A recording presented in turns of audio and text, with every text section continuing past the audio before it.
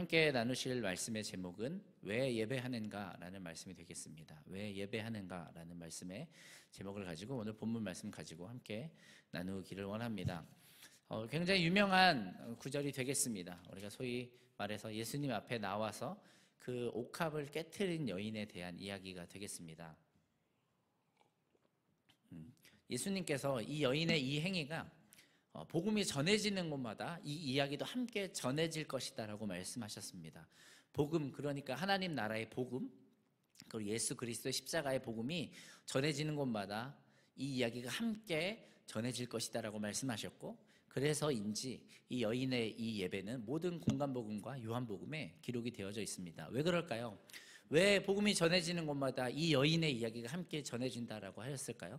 왜냐하면 제가 믿기로 지금 이 여인이 드리고 있는 이 행위야말로 여기서 우리가 볼 수 있는 어떤 진리, 영적인 원리, 혹은 이 말씀에 나타난 예배의 마음, 그리고 예수님의 마음이 곧 복음에 대한 가장 합당한 반응이기 때문에 그렇습니다.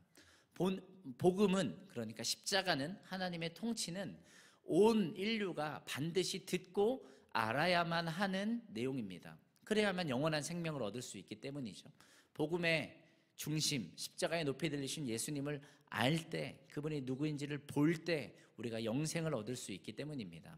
근데 더 나아가서 우리가 이런 십자가의 예수님의 복음을 들을 때마다, 주님이 어떠한 분인지를 알 때마다 우리에게 요구되는 것은 무엇이냐 하면 예배입니다.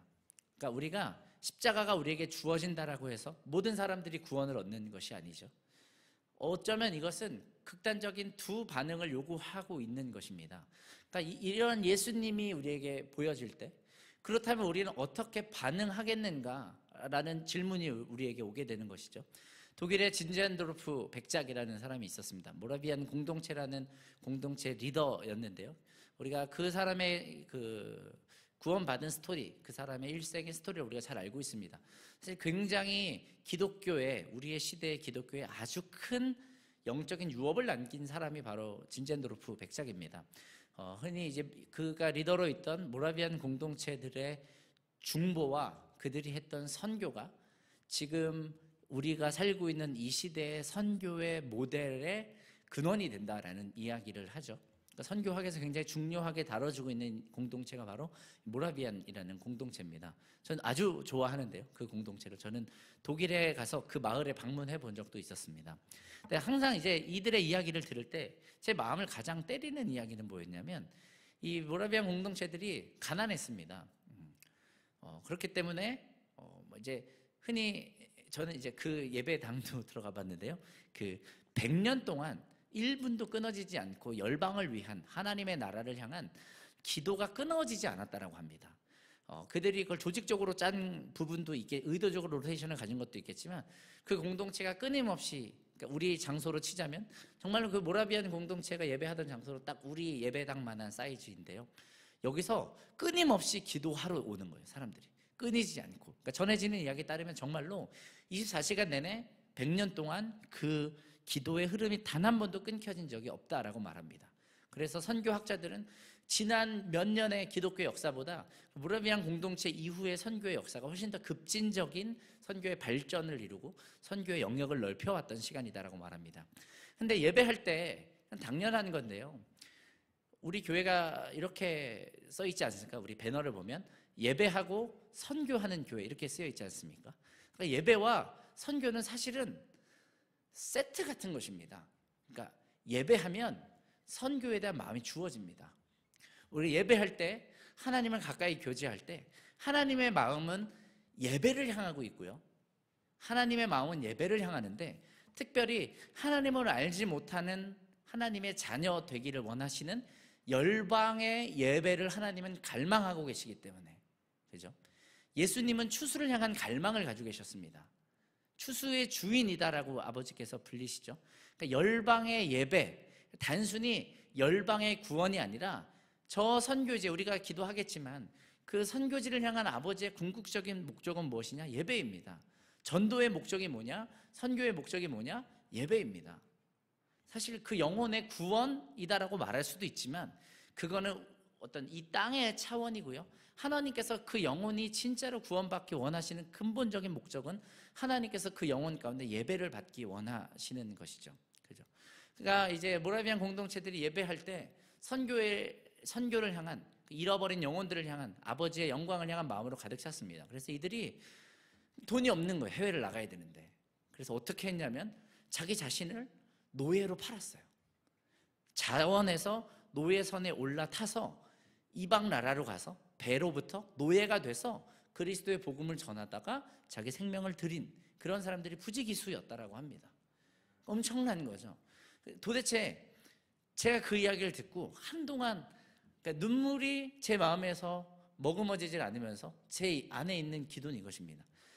그들이 맛본 예수님과 내가 맛본 예수님이 어떻게 다르기에, 그들은 도대체 예수님의 영광을 어떻게 보았길래 그렇게까지 반응할 수 있었는가에 대한 것입니다. 여러분, 그렇게 하실 수 있으신가요? 우리는 우리의 어떤 바운더리가 안전하게 지켜지길 원해요. 그러니까 그 안에서만 우리가 주님을 섬기기를 원하죠. 저도 그렇습니다. 갈수록 그런 것 같아서 제 몸을 치거나 제 가슴을 치곤 하죠. 그럴 때마다 제가 기도하는 것은 이것입니다. 하나님, 그들이 보았던 그 예수님의 영광을 나도 보게 해주십시오예요. 나도 그렇게 반응하기를 원합니다 라는 것이 제 마음의 중심에 있는 기도 중에 하나입니다. 다시 말씀드립니다. 이 여인의 예배가 지금 우리가 읽은 본문에서 옥합을 깨트려서 순전한 나들을 주님 앞에 부어드렸던 이 여인의 예배라고 칭하겠습니다. 헌신이라고 칭할 수도 있지만 예배라고 칭하겠습니다. 이 여인의 반응, 이 예배를 복음이 전해지는 곳마다 함께 전해지게 하겠다라는 것이 예수님의 의지셨고 예수님의 의중이셨던 것입니다. 이 이야기가 그냥 어찌어찌 흘러간 게 아니죠. 하나님이 의도적으로 이 예배의 이야기를 퍼뜨리신 겁니다. 왜 그럴까요? 제가 믿기로 이것입니다. 하나님이 가장 기뻐하시는 예배가 이것이기 때문입니다. 복음에 대한 가장 합당한 반응, 가장 적절한 반응이 바로 이 여인의 예배입니다. 우리가 좀 보기를 원하는데요. 마태복음 26장 우리 다시 한번 보도록 하겠습니다. 13절, 6절부터 보도록 하겠습니다.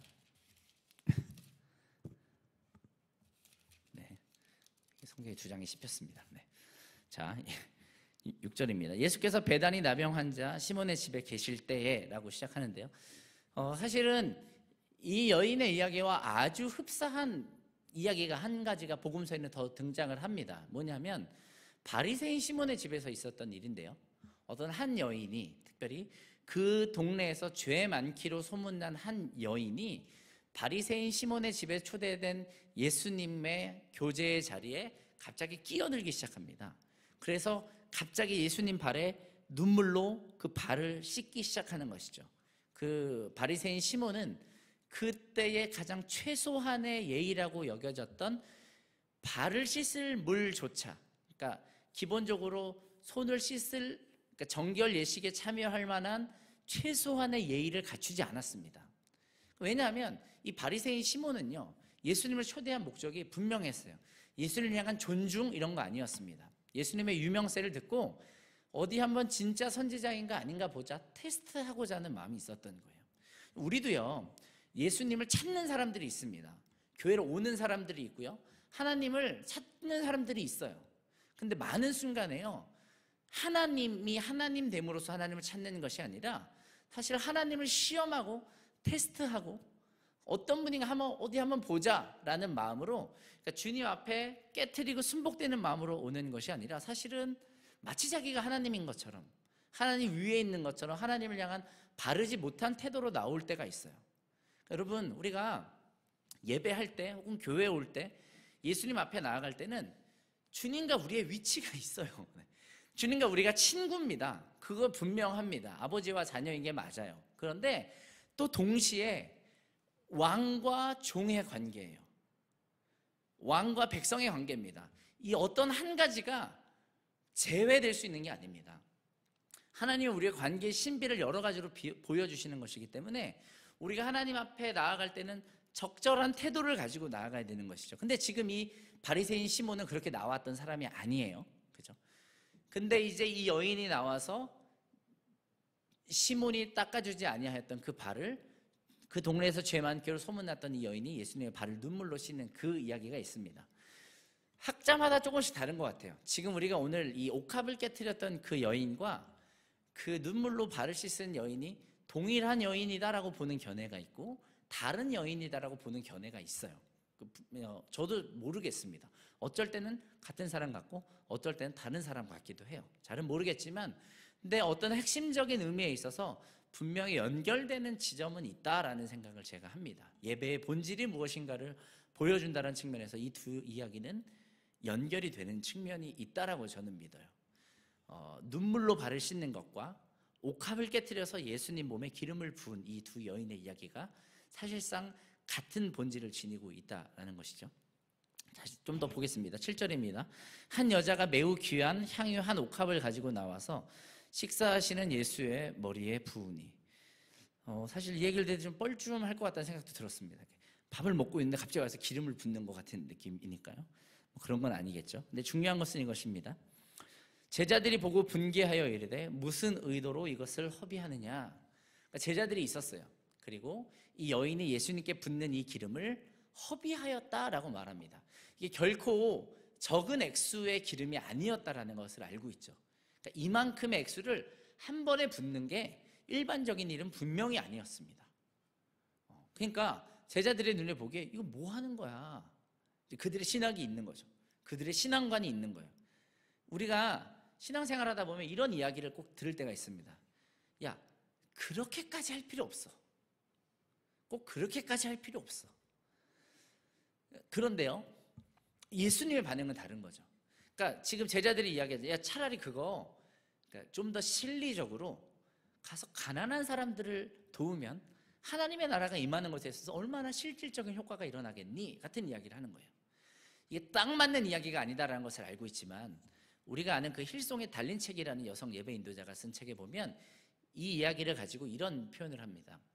그러니까 조명이나 이렇게 예배에 대하여 화려하게 좀 예배를 드리는 것에 대해서 그 힐송 교회가 굉장히 많은 공격을 받았었다라고 합니다. 똑같이 차라리 그 재정을 선교에 쓰거나 차라리 그 재정을 굳이 하는 데 써라. 그 잘못된 게 아니에요. 근데 적어도 달린 책 목사님께서 말씀하시기를 그 이야기에 동의하지만 그럼에도 불구하고 우리가 하나님을 최고의 것으로 하나님의 영광에 합당한 것으로 그 마음뿐만이 아니라 그분 앞에 예배하는 것에 예배로 사역하는 것에 투자하기를 결코 아껴서는 안 된다라는 이야기를 해요. 그러니까 여기는 뭐 논란의 여지가 있을 수 있는 이야기지만 포인트는 뭐냐 하면 우리들은 우리의 가지고 있는 재정을 최고의 가치로 쓸 수 있는 방법을 이런 거라고 생각해요. 그러니까 가난한 사람을 돕는 거, 구제하는 거. 그 측면이 되게 있습니다. 어떻게 하면 우리한테 있는 재정을 가치 있게 쓸까요? 보통 이렇게 뭐 TV 같은 거 볼 때 누가 어떤 우승 상금 같은 거 받을 때 뭐 노래 대회나 이런 거 하고 상금 어떻게 쓰실 계획이 하면은 꼭 마음은 아닌 것 같은데 좀 뭐 어려운 사람들을 위해 돕는 데 쓸 뭐 이래요. 진짜 썼는지 모르겠지만 그 왜 그러냐 하면 이게 가장 고귀하고 가치 있고 어떤 선의를 가지고 돈을 쓰는 것이 가난한 사람을 돕는 것이라고 생각하기 때문입니다. 그 측면이 분명히 있습니다. 예수님도 분명히 재정으로 구제하셨어요. 왜냐하면 예수님이 유다에게 가서 너 할 바를 행해라 라고 말했을 때 모든 제자들이 또 재정을 가지고 가난한 사람을 도우라고 하시는가 보다라고 추측할 만큼 예수님의 사역에서 재정을 가지고 가난한 사람을 돕는 것은 아주 일반적인 일이었습니다. 근데 제자들이 그러니까 가난한 사람을 도와라고 그렇게 말로 한 거예요. 또 다른 복음서에 보면 사실은 유다 같은 사람은 사실은 진짜 가난한 사람을 도우려는 게 아니라 사실은 자기가 그 돈을 훔치려고 했다라고도 나오죠. 어쨌든 여기서 중요한 것은 제자들이 분개한다는 것입니다.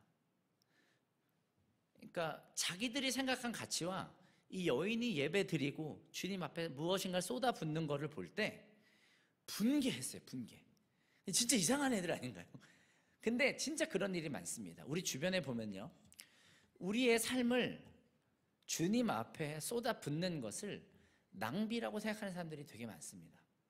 제가 친하게 지내던 어떤 한 전도사님께서 원래 치과 의사였다가 이제 하나님의 나라를 맛보고 예배를 맛보고 이제 이런 하나님 나라의 사역에 뛰어든 헌신했던 한 형제님이 있습니다. 근데 그 형제님은 저도 옆에서 보면 정말 하나님 사랑하고 하나님 앞에 자기의 삶을 드리기 원하는 그런 분이었는데, 주변에서 그렇게 야, 너 꼭 그렇게까지 할 필요 없어. 가족들도 마찬가지고요. 지금 많이 지지해 주시는 것으로 알고 있지만 너 꼭 그렇게까지 다 드려야 되는 게 아니야. 치과 의사로서도 좋은 일 할 수 있는 것이 얼마나 많은데, 치과 의사로서 할 수 있는 성교가 얼마나 많은데, 이런 이야기들을 주로 하는 거죠. 뿐만 아니라 우리가 어떤 청년들이 교회에 헌신하거나 어떤 하나님 나라 위해서 자기 시간과 자기 에너지를 드리는 것을 주변의 어른들이나 소위 말하는 경험 많은 신앙인들이 지탄하는 경우를 저는 굉장히 많이 봤습니다. 야, 너 그렇게 낭비할 필요 없어. 젊은 시간, 그 나중에 네가 좀 적절한 직장이나 어떤 너의 사회적인 위치를 갖춘 후에 예수님을 섬겨도 늦지 않아와 같은 류의 이야기를 하는 것이죠. 뭐 어떤 말씀을 하는지 알겠지만, 만약에 우리의 기본적인 근본적인 우리의 기저에 깔려있는 마인드가 하나님 앞에 드리는 것, 그것이 시간이든 에너지든 재정이든 무엇이 됐다고 하더라도 하나님 앞에 드리는 것이 얼마나 가치 있는 것인지를 모르고, 하나님 안에서라고 할지라도 하나님 예배하는 것 외에 어떤 것, 그러니까 뭐 다시 말해서 구제나 우리가 일반적으로 선하고 도덕적이라고 생각하는 것만이 가치 있는 것이다라고 생각하는 것이 우리 안에 있다면 좀 바꿔야 됩니다. 예수님 말씀하시는 게 이거예요. 이 여인이 이렇게 허비하는 것, 왜 너는 그걸 고장 예수님께 쏟아붓고 있느냐, 그렇게까지 할 필요 없는데, 그렇게까지 헌신할 필요 없는데 라고 말하는 이 여인에 대하여서, 그리고 그렇게 비난하는 제자들에 대해서 10절에 예수님 말씀하시기를, 그들에게 이르시되 너희가 어찌하여 이 여자를 괴롭게 하느냐, 그가 내게 좋은 일을 하였느니라 라고 대답하고 계십니다. 그가 내게 좋은 일을 하였다. 그러니까 이게 지금 뭐예요? 예수님은요, 지금 이 여인의 그들의 표현에 따르면 낭비하고 있는 이것을 예수님은 기꺼이 받으셨어요. 기꺼이. 그리고 그것으로 인하여서 예수님은 기뻐하시고 좋아하신 거예요. 이게 나한테 기쁘다인데, 예수님의 제자라고 했던 사람들은 예수님의 마음엔 아무런 고려가 없고 예수님이 무엇을 기뻐하는지에 대한 아무런 초점이 없어서 그냥 자기들의 생각을 막 떠버리고 이야기하고 있는 거예요. 야, 이게 더 중요한 거야. 이게 예배, 이게 진정한 예배지. 근데 본질은 이것입니다. 예수님의 마음이에요. 예수님의 마음이 어떠한가? 예수님이 지금 이 예배를 진짜로 받으셨습니다. 우리가 알고 있는 것처럼 이 향이 옥합이다라고 하는 이 나드는 값비싼 나드였고요. 여러 가지 의미가 여기 있습니다. 근데 개인적인 의미에 있어서는 재산이었고, 당시에 이 순전한 나드는 결혼에 대한 집참금이라는 것을 의미하는 것으로 알고 있죠. 그러니까 사실 이 여인이 하고 있는 것은 단순히 비싼 돈을 드린다가 아니고요, 어떠한 의미에서는 자신의 미래, 자신의 결혼, 혹은 그 당시에 있는 과부는 사실 생존하기가 어려운 어떤 사회였거든요. 그러니까 사실은 자기의 생존이나 자기 자신을 보호할 수 있는 어떤 것, 그러니까 사실은 자기 자신을 깨트린 것입니다. 자기에게 있는 모든 것을 예수님께 부어드린 것입니다. 예수님 말씀하셨습니다. 가난한 자들은 항상 너희와 함께 있거니와 나는 항상 함께 있지 아니한다. 가난한 사람이 항상 우리와 함께 있다는 것이 무엇입니까? 예수님 오시기 전까지요, 가난이라는 것은 아담 이후에 이 땅에 내려진 저주이기 때문에 하나님의 나라가 온전히 임할 때까지 사실 가난한 자는 어디에나 있습니다. 지금도 있습니다. 역사상 어느 때보다 전 세계가 가장 발달한 지금이지만 가난한 사람은 어디에든 있습니다. 그러니까 우리가 돕고자 하면 사실 도울 사람이 없어요라고 하는 것은 불가능한 일입니다. 언제나 가난한 사람은 있습니다. 그런데 물론 우리 주님은 무소부재한 분이지만 예수님은 항상 우리와 함께 있지 않습니다. 무슨 말인지 이해하십니까? 그러니까 주님 어디에나 계셔요. 그런데 지금 예수님께서 말씀하시는 것은 우리가 주님을 깊이 만나고 주님 앞에 서고 주님의 임재 앞에 서는 것이 그렇게 당연한 일이다라는 것이 아니다라는 거예요. 그러니까 오해하지 마십시오. 예수님이 내가 세상 끝날까지 너희와 항상 함께 있으리라고 하셨어요. 근데 제가 말씀드리는 바는, 그러니까 찬양 가운데 주님이 임재하시죠. 주님이 우리와 항상 함께 하십니다. 그런데 주님의 임재가 당연한 게 아니에요. 주님이 우리에게 가까이 오셔서 그분을 나타내시는 것이 당연한 게 아닙니다. 언제나 아무 때나 하면 할 수 있는 그런 게 아니에요. 이해되시나요? 네. 주님의 임재를 우리가 정말 하나님을 깊이 만나고 주님과 얼굴과 얼굴을 맞대는 그 경험을 하기 위해서는 대가가 지불됩니다. 우리가 예수님을 진짜 알기 원한다면 사실은 예수님을 따라가야 돼요. 아무것도 하지 않고, 그러니까 이런 은혜를 지금 부정하는 구원의 그런 측면을 이야기하는 것이 아니고요. 예수님과 우리의 관계가 깊어지고 친밀해지고 주님과 더 가까워지길 원한다면 예수님을 따라가야 됩니다. 그런데 예수님을 따르는 것, 그분을 따르는 삶, 그분처럼 살기 위해서는 반드시 대가가 지불됩니다. 포기해야 될 것이 반드시 생기던데요. 버려야 되는 것이 반드시 생기고요. 덜어내야 되는 것, 드려야 할 것이 반드시 필요합니다. 때로는 시간이고요. 때로는 어떤 관계이고요. 우리에게 허락하신 관계들을 누릴 수 있지만 우리 삶에 어떤 테스트들이 올 때가 있는 것 같습니다. 마치 아브라함이 독자 이삭을 바쳐야 했던 것처럼 예수님 말씀하셨죠. 내 제자가 되려면, 그러니까 나를 따르려면 너 형제나 가족이나 어머니나 며느리나 나보다 더 사랑하면, 심지어 자기 목숨을 나보다 더 사랑하면 능히 내 제자가 될 수 없다라고 하셨어요. 십자가를 진다는 게 뭡니까? 단순히 사명을 감당하는 일을 넘어서 자신의 죽음 아닙니까? 그러니까 여러분, 결국에 나를 포기하지 않으면, 나를 죽이지 않으면 예수님과 가까워지는 데는 한계가 옵니다. 믿으십니까? 이 여인이 지금 하고 있는 것은 다른 어떤 게 아니에요. 지금 예수님이 강압적으로 이 여인의 옥합을 뺏고 있지 않습니다. 내가 다 알아. 너에게 순전한 나드가 있는 거, 나 이제 좀 있으면 내가 이제 십자가에 오르는 거 네가 알고 있는 것 같은데 나한테 좀 붙지 않겠니라고 청하지도 않았고 것 좀 내놔봐라고 뺏지도 않으셨어요. 어떠한 까닭인지는 다 알 수 없지만 이 여인이 자원하는 마음으로 예수님 앞에 그 나드를 가지고 와서 옥합을 깨트린 것입니다. 그러니까 우리가 복음 앞에 순전하게 반응하는 예배의 몇 가지 요소 중에 하나는 이것입니다. 자원해야 돼요. 자원해서. 억지로 하는 거 얼마든지 할 수 있죠.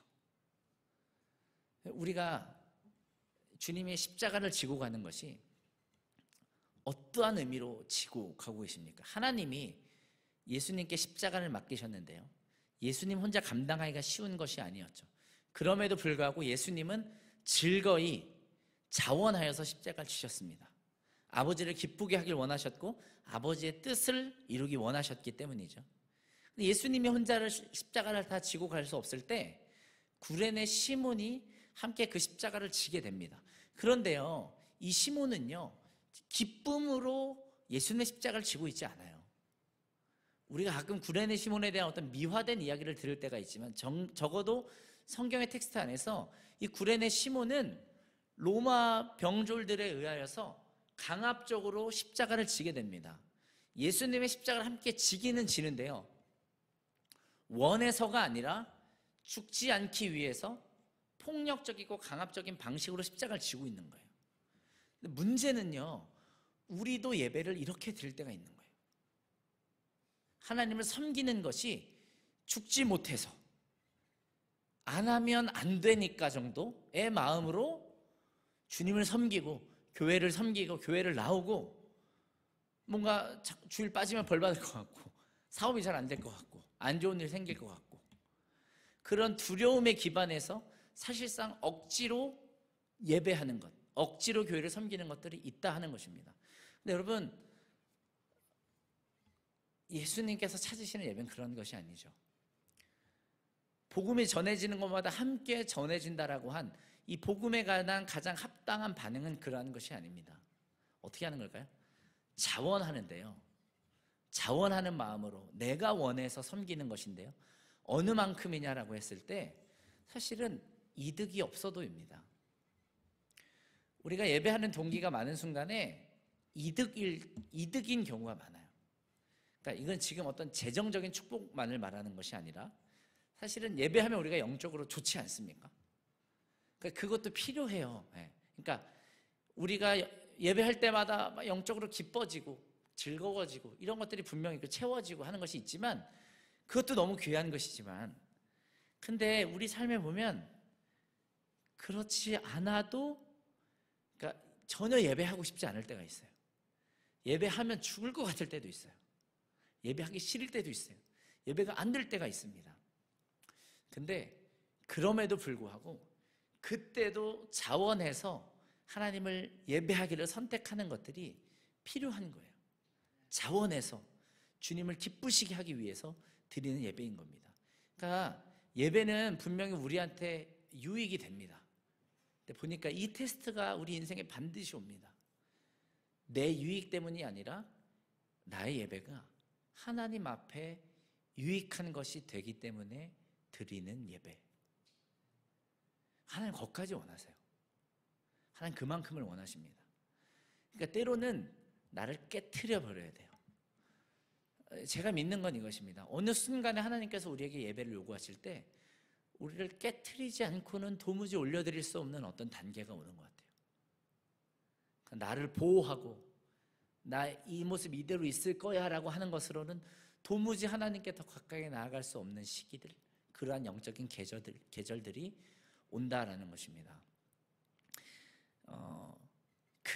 아까 말씀드렸던 바리새인 시몬의 집에 초청받았던 여인이 눈물로 씻을 때 예수님이 그 눈물의 씻음을 받으시죠. 그 섬김을 받으시는 거예요. 바리새인 시몬은 예수님을 향한 최소한의 섬김을 보이지 않았어요. 왜냐하면 계속 예수님에 대해서 판단하고 시험하는 마음. 우리도 그럴 때 있죠. 하나님 나 축복하시나 보나 안 하나 보자. 하나님 나랑 함께 하시는지 안 하시는지 보자. 주님 이번에 이 사업만 잘 되게 해주면 내가 주님 섬길게요. 그렇게 하면 내가 주님 예배할게요. 이번 이 기도만 들어주면 주님 내가 진짜 주님 앞에 헌신하기 시작하겠습니다. 와 같은 마음으로 주님을 섬기고 사실 이건 하나님 테스트하는 겁니다. 조건적으로 예배하는 거죠. 바리새인 시몬이 그런 사람이었어요. 예수님의 테스트하는 마음이 있는데 이 죄 많기로 분명히 성적으로 문제가 있었던 여인 같은데 그 여인이 회개하는 마음으로 주님 앞에 눈물로 발을 씻으니까 속으로 판단하죠. 야 진짜 선지자였으면 저 여인이 어떤 여인인지 알았을 텐데. 예수님 진짜 선지자였거든요. 그 여인이 어떤 여인인지 알았습니다. 그 여인이 어떤 여인인지 알았기 때문에 그 눈물의 의미를 받으신 거죠. 근데 시몬이 속으로 그것을 판단하고 있는 것을 예수님이 아시고 시몬에게 이렇게 말합니다. 시몬아, 이 여인이 보이느냐라고 말해요. 시몬은 자기의 의에 가득 찼던 사람이었어요. 난 잘하고 있다라고 생각한 사람이고 나는 높다라고 생각했던 사람이에요. 근데 그런 마음이 되니까 정작 자기 자신의 죄는 보이지가 않았던 거죠. 예수님은 그 여인을 위해서만 십자가에 달리실 것이 아니라 바리새인 시몬의 죄를 인하여서도 십자가에 달리신 분이에요. 차이는 뭐냐? 이 여인의 낮아짐은 자기의 죄가 보였기 때문에 예수님의 은혜가 얼마나 큰 것인지 보였고 시몬은 자기의 죄가 보이지 않으니까 예수님에 대한 아무런 가치도 보이지가 않은 거죠. 예수님이 그 유명한 비유를 들어주십니다. 탕감받은 종의 비유죠. 더 많이 탕감받은 종이 더 많이 주인을 사랑한다. 적게 탕감받은 사람보다 더 많은 빛을 탕감받은 사람이 주인에게 더 감사하지 않겠느냐라고 가르치시면서 시몬에게 말씀, 이 여인이 보이느냐? 이 여인이 왜 이렇게 하고 있는지, 이 여인이 자기의 죄를 얼마나 중한 것으로 여기고 있는지 보이느냐? 너도 네 죄를 봐야 돼. 너도 네 상태를 봐야 돼. 그래야 예수님이 얼마나 감사한 분인지, 얼마나 고마운 분인지, 얼마나 가치 있는 분인지가 보인다라고 이야기를 하시는 겁니다. 믿으십니까? 다시 이야기로 돌아와서 이 여인에게 예수님의 가치는 어느 정도였냐면 자기 전부였어요. 전부를 다 드려도 아깝지 않을 만큼의 그 분이 예수님이었습니다. 그러니까 사실은 예수님이 얼마나 나한테 값비싼 분이냐, 얼마나 존귀한 분이냐라는 것은 사실은 우리가 예수님을 얼마만큼 보았기 때문에, 예수님이 나에게 얼마만큼 소중하기 때문에 나를 얼마만큼 드릴 수 있는가에 의하여 나타나게 되는 것입니다. 예수님이 우리한테 얼마나 귀한 분입니까? 기술적으로 대답하는 것 외에 다시 모라비안의 이야기로 들어가 보겠는데요. 우리 그렇게 할 수 있습니까? 예수님을 위해서 정말 아낌없이 나를 다 던져 드릴 수 있습니까? 나 자신보다 예수님이 소중합니까? 사실 이것은 노력으로 되는 것은 아니에요. 쥐어짠다고 나오는 것이 아닌 것 같습니다. 주님은 단지 의리로 섬기는 분이 아니에요. 만약에 우리 마음에 그런 흘러넘침이 없다면 지금 우리가 해야 되는 기도는 이것이다라고 믿습니다. 예수님이 이 여인이 보이느냐라고 말씀하셨는데 주님, 나도 내 죄를 보여주십시오. 그래서 예수님의 십자가가 얼마나 값진 것이고 값비싼 희생인지를 나에게 다시 보여주십시오. 그래서 예수님을 향한 내 태도가 변화되게 해주십시오. 우리 좀 그런 기도가 필요하다라고 믿습니다. 믿으십니까? 예수님은 복음이 전해지는 곳마다 이야기가 전해질 것이다라고 하셨어요. 이 여인의 예배는 끝까지 우리의 비교 대상이 될 것입니다. 왜냐하면 우리에게 복음이 전해졌거든요. 우리 마음에 복음이 전해졌거든요. 주님이 이런 예배를 찾으십니다. 자원해서 깨트려 드리는. 아마도 이런 계시가 이 여인에게 있지 않았는가 싶어요. 예수님이 내 신랑이구나.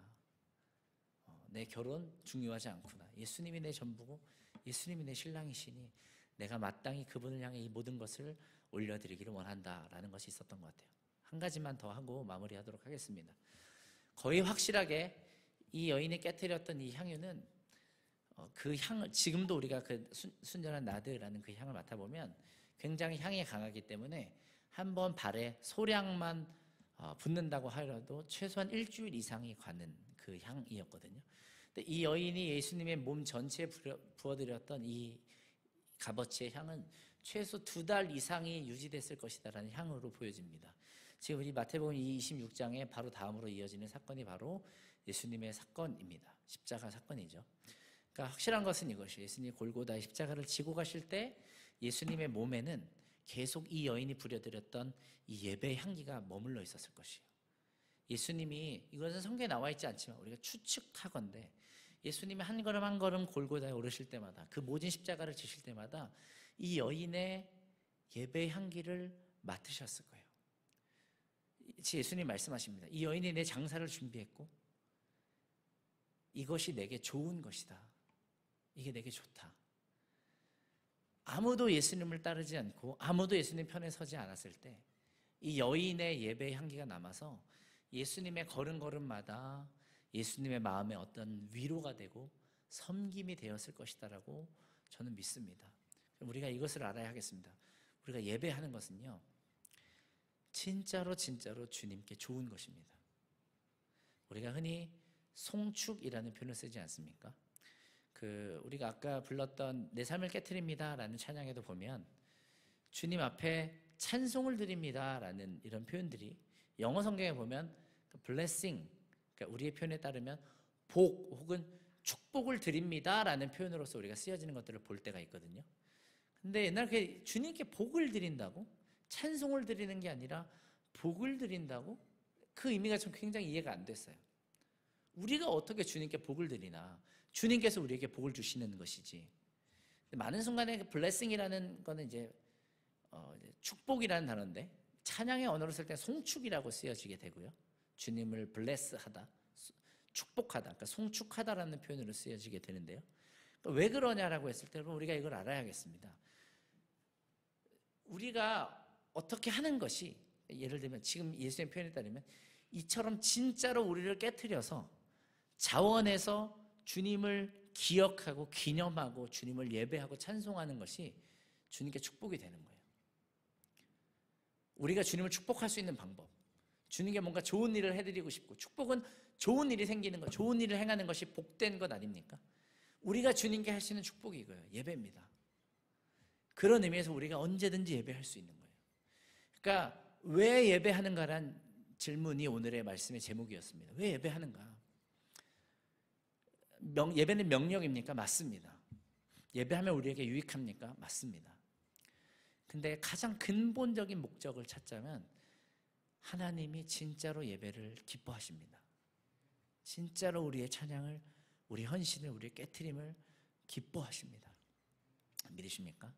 우리 근본의 예배를 향한 중심이 아버지의 기쁨이 되는 축복이 우리 안에 있었으면 좋겠습니다.